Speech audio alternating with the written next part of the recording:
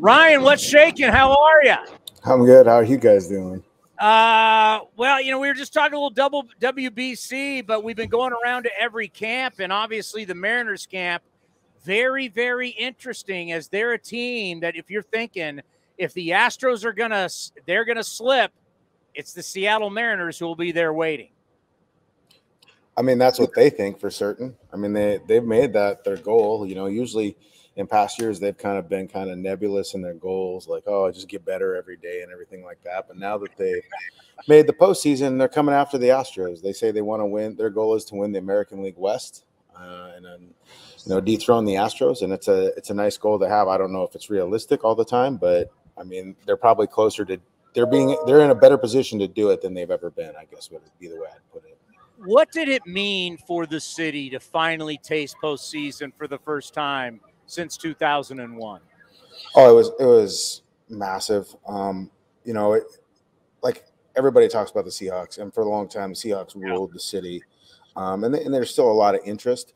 But even when I was an intern back in 2000 with the newsroom in Tacoma, I was out there and I saw when the baseball team is good, what it means to that city, and it was craziness. Like the last month of the season, it was tons of fans every day, just an excitement. When you have a team that's in the playoff race in that last month of the season, there's nothing better than baseball. And then we saw, in the 18-inning game, and just the excitement over this team. It's been huge for the city, and the anticipation for this season is really high. I mean, I've been covering the Mariners since 2006. And I don't remember it ever being this high. Last year they felt like it was a playoff team. This year, they feel like it could be a division contender. Fans believe it, and it's we're seeing it down here. There's fans everywhere. You go to these games on the road. Even there's more Mariners fans than there are obviously like Cleveland doesn't draw well, or Milwaukee or some of these places, but you just see more Mariners fans than you ever have down here. Well, that moment was against us last year. God, I always want to call it it's T-Mobile. I always want to call it Safeco. Cal Raleigh, right, went deep and clinched, and all the A's players who, a lot of them are gone, but everybody just sat there and went, wow, what a cool moment. As we talk about the Mariners are the last team not to make the World Series, you need moments like that to eventually get to a World Series. But what was that moment like? We were watching it on television back here on the Bay. That seemed special. Yeah, for me, I was just happy they finally did it after kind of screwing around for about a week and, just not winning games and prolonging, I wouldn't say the agony, prolonging the ecstasy. We're sitting there trying to plan our playoff trips and trying to figure out what the hell we're going to do with all this. And, they just weren't winning games. They went down to Oakland, didn't play very well. And so when they finally got it done, it was pretty cool. I mean, and I think everybody knew it could happen that night. And I think also the idea that they won the game, like they didn't, because there was a chance that if the Orioles had lost that day, that earlier in the day, they would have clinched without winning a game or whatever. And so the Orioles won, and for Cal to hit that homer and the way it did, it was pretty perfect ending, or beginning, I guess, too.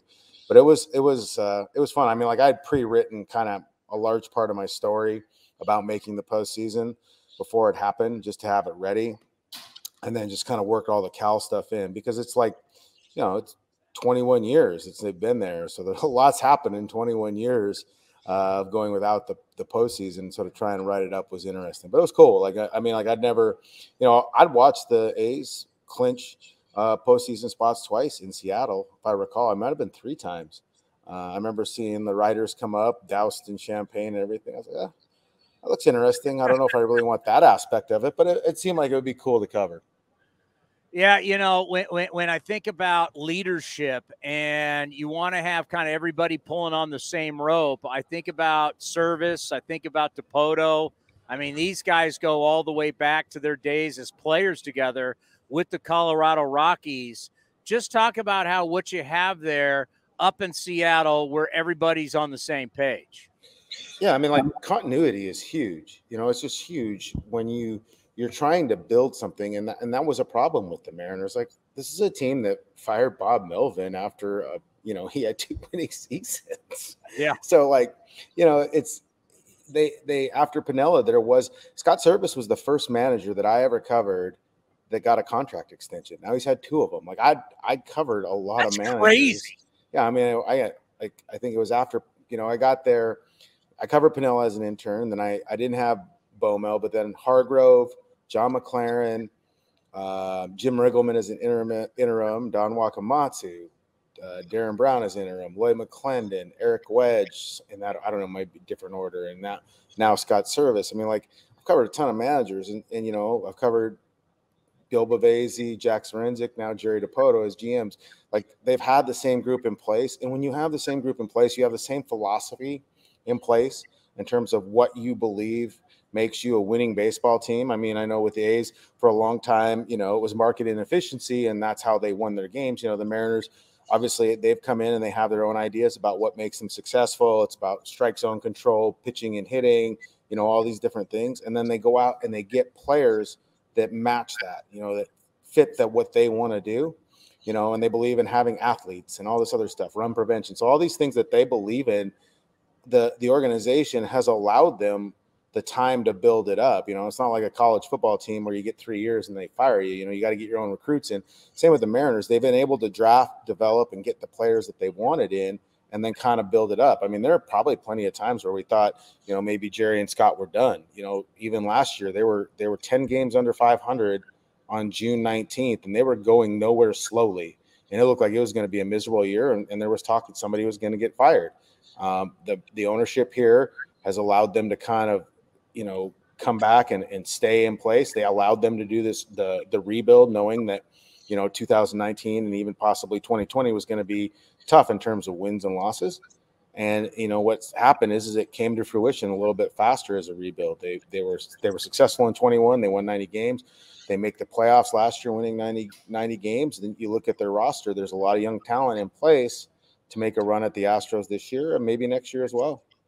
I just look at the projected rotation. Now, we talk about here all the time. You're going to need more than 10 starters. It's just the reality of baseball that the average team is going to use around 12, 13 guys. But when I think about Castillo coming over, I mean, he's ace-like. He signed the extension. Gilbert has tremendous talent. Ray under contract. Kirby. I mean, you got to rotate Gonzalez. I mean, just think of the guys. Just talk about if you look at a big-time strength, that's definitely in the rotation.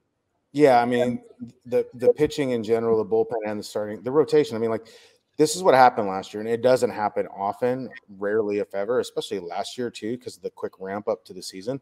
But the Mariners never had a starter miss an outing due to injury. They never had one starting pitcher go on the injured list at any point.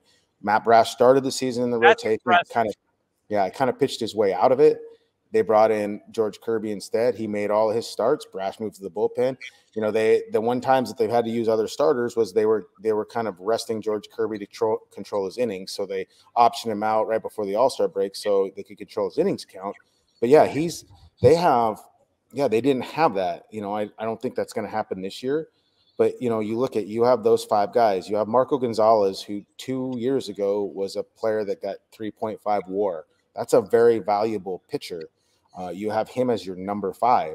And then you still have Chris Flexen in the bullpen, a guy that won 15 games in 2021, available as a spot starter. And then if you look at their prospect list and kind of what we've seen this year, all their top prospects that are ready to kind of contribute are all pitchers. They have a kid named Bryce Miller who will start the season at AA, throwing 99 with a slider. They got Emerson Hancock, I think the 4th overall pick, who's kind of figured some stuff out. He'll be there.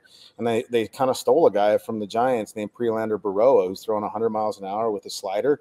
They have all those guys waiting to help. So it's like, yeah, if you're going to use 12 pitchers in a year, you want to make sure that you have, they have in line about 9 really good pitchers that they can call up with real stuff. You're not calling up a quad A guy just trying to hope that he gives you an outing and pieces it together. No, they have real guys. I mean, and even honestly, like, they have Tommy Malone, who's like 100 years old, but he'll get outs at the big league level if you put him in there and use him in the proper way. So they have depth at starting pitching that they haven't had. And a lot of people think they should trade some of that depth to add to their offense, like move Chris Flexen to help out. But right now, I think they're going to keep him because they want to have that depth and that insurance in case one of these guys does get hurt. the USC Trojan, our old buddy Tommy Malone, a guy who started playoff games for the Oakland Athletics. It's always great when he gets called up and we're able to have him again on the show. And then when I look at the lineup, I mean, Julio Rodriguez, for the first time you looked at him, you went, this kid's got it all, right? He's got speed, he's got power, he's got the beautiful smile, he's got star written all over him. The question always is, and we've been hearing about it for years, is Kalanick legit or not? I mean, last 2 years, he's hit like a $186 the last 2 years. We've heard so much about him since he got the trade. He was the uber prospect. He was the guy that was going to be great. Would you buy stock in him? Yeah, I would. I don't know that I'd buy stock in him being like the star that everybody thought he was going to be, but I think he's going to be a good major league player. You know, I think he'll be a productive major league player. You know, I think a lot of with what Jared's path to the big leagues has been kind of skewed with, you know, the accusations of service time manipulation and you know, wanting it to get that contract and trying to show who he is, and, you know, outside influences like agents and family and all this stuff trying to push him a little bit faster than he needed to. And even the Mariners were guilty. I mean, like, you saw it a couple of years ago, how much they hyped them, you know, their See Us Rise campaign, which is all focused on prospects. And, you know, they brought him up after 5 AAA games after they said they weren't going to do that. So you bring him up and he fails, and they didn't really know what to do. And then they had to leave him out there because they had so many injuries in the outfield. So they didn't really help set him up for success. And I think it was a hard lesson for Jared because he'd never failed before, and just how he reacted to it. And I think this offseason, he just changed up a lot of parts of his life. You know, he stayed down in Arizona full time, went to Southern California and worked with private hitting coach that the Mariners were more than happy to let him do. Kind of the first time in his life where he got away from the people that had taught him hitting and taught him to be a player, you know, growing up, and he found new voices. And you look at him now, and he's just a lot more calm. The swing changes look great. He's athletic. He's finally using his athleticism. He's not built like a bodybuilder anymore. He's still, I mean, like, you know, he still looks like one of those Scottsdale bros that's over here down in the valley, but like, he can move now. Like, he's allowing the athleticism he's had always to play more than trying to be a guy that's just trying to all or nothing swings and trying to hit for power.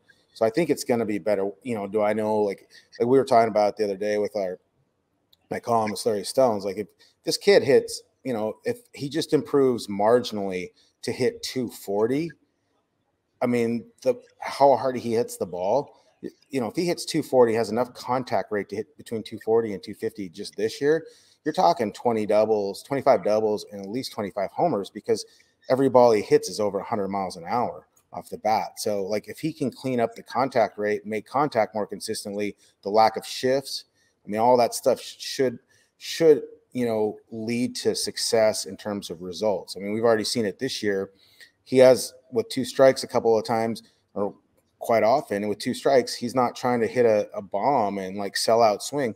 He's taking the breaking ball, hitting it up the middle for a single because there's guys not there anymore, you know? So I think the no shifting, the change in his approach at the plate, the swing changes, everything else should help him to be, you know, a good major league player. Will he be an all-star? Maybe not this year, but maybe, you know, with this success, if he has some sort of success this year, maybe he gets back to the talent track or the potential track that everybody thought he would be, because nobody plays harder. I mean, like, this kid works his ass off. I've been impressed like that. You know, sometimes you almost think he takes everything too seriously, but he really does work hard at being good at this. You know, I've been down to spring training 3 times this year, and every single year you have one thing that you take away from camp. And I think this year, your line, a Scottsdale bro, I think that will be the number one thing I take away from spring training in 2023. Because if you've been down to Scottsdale and Old Town Scottsdale at night, you know exactly what you're talking about. Yeah, I mean, you got to have a tribal tattoo of some sort on your arm, you know, a little bit of a tank top, a lot of gel. You just come from, you probably just went to the gym, did some curls to, gotta do the curls for the girls. Yeah, build it up a little bit, and then you know, you go out there and you rock it a little bit. But no, yeah, it's definitely, you know, and Jared is not like a Scottsdale bro in very many ways, but, like, you know, he's got the look. Like, we used to joke that he looked like, you know, because he had a little cockiness to him that he was Johnny Lawrence from the original Karate Kid, you know, but Yeah. he really is not. He's kind of the opposite of that in a lot of ways, but that's what, you know, he has that look, you know. I mean, geez, if I look like him, I'd be wearing tank tops all the time and going out in Scottsdale too, you know, like, but it's pretty funny. Like, I really do like Jared. I think I find him to be entertaining, and I like how he plays the game. And I really do, you know, like, you know, I don't really, you know, I'm not a fan of the team or whatever, but like, I'm happy if he has success because I like him. I've known him, you know, for a long time now since he first came over here. And I feel like, you know, some of the stuff that's happened to him, you know, and kind of messed up his path to being successful. Some of it's on him, some of it's on the people around him, some of it's on the Mariners. But I think some of it, like the criticism, has been unfair. Like, not everybody, you know, is good right away, you know, and, you know, whether or not he kind of can stay good is the big thing. And I think he'll be okay this year. Let's end on this, because you look at the lineup. Obviously, Ty France can be a monster. Suarez hits bombs. Teoscar Hernandez gets brought over. Colton Wong, AJ Pollock. Yeah, we mentioned J-Rod's a star. It's an interesting lineup that can score way more runs. You got the pitching staff. So, I mean, it's kind of the question.